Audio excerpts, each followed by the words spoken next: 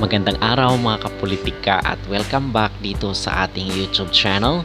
Sa vlog na ito ay ating pag-uusapan itong pag-back out, pag-withdraw ni Miss Ukraine matapos na mag-withdraw rin itong si Miss Hong Kong. So officially is wala na po sila dito sa Miss Grand International. So ating pag-uusapan in this video, ano nga ba ang mag-impact nito dito sa Miss Grand. Pero bago ang lahat ay huwag kalimutang mag-like at mag-subscribe na rin kayo para updated kayo sa ating mga latest issue.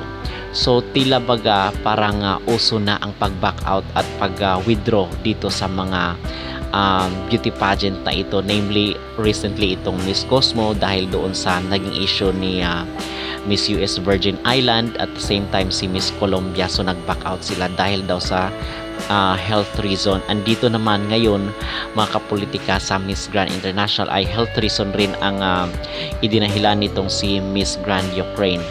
So basically is ang sinasabi dito sa post ay hindi na siya makakasali dito sa Miss Grand International 2024 dahil nga doon sa pinatrabaho daw itong si Ukraine even though may lagnat siya. Okay, so nasa 38.5 daw.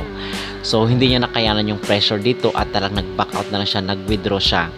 But on the other hand, ang explanation naman dito ng Miss Grand ay gusto daw kasi na manatili nitong si Ukraine dito sa Thailand even though pinagbawalan siya kasi nga ang nagbigay doon ng visa sa kanya is ito daw organization. Kasi gusto daw manatili itong si Ukraine kasi andito yung pamilya niya sa Thailand.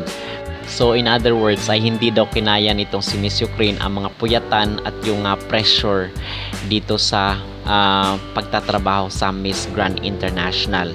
So ano ba yung maging impact dito sa organization mga kapolitika, kasi ang nagbanta nga rin itong si Miss Grand Ukraine na meron daw siyang mga recorded na mga event dito sa Miss Grand which is parang evidence niya na pinapatrabaho siya kahit may sakit. Just like doon kay Atisa Manalo. Kasi ang gusto kasi ng mga organization na ito, mga kapolitika, ay kahit may sakit ka, kailangan on the go ka pa rin.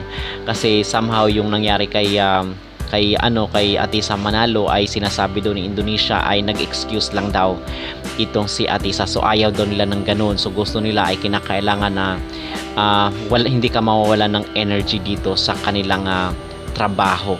So ito ata ang gusto nilang palabasin. So mga kapolitika, ano ba ang ating masasabi dito?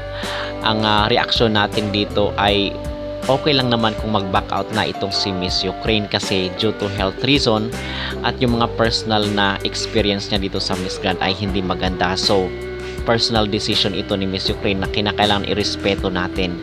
So ano man kung meron mga di pagkakanoon or ayaw niya dito sa Miss Grand ay most probably makaka-impact rin ito sa mga susunod na kandidata ng Ukraine, or else the worst case is baka maiban na rin itong Miss Grand dito sa kanilang bansa.